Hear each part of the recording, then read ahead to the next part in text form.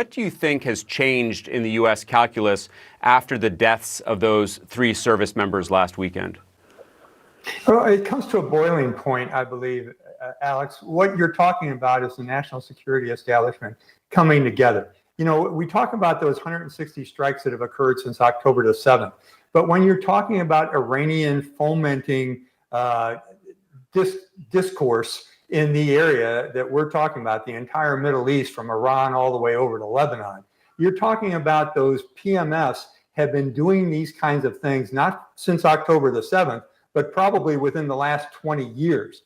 They've just not been as noticeable. They were very active during the time when U.S. forces were in Iraq. They've been very active since we've left Iraq in the area.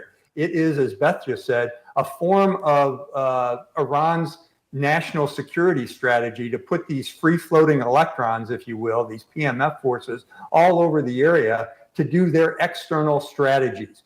Meanwhile, inside of Iran, you've got a whole lot of dysfunction from a national perspective. So this is their way of trying to keep their regional hegemony and keep control of the area and be seen as being powerful. It's not working.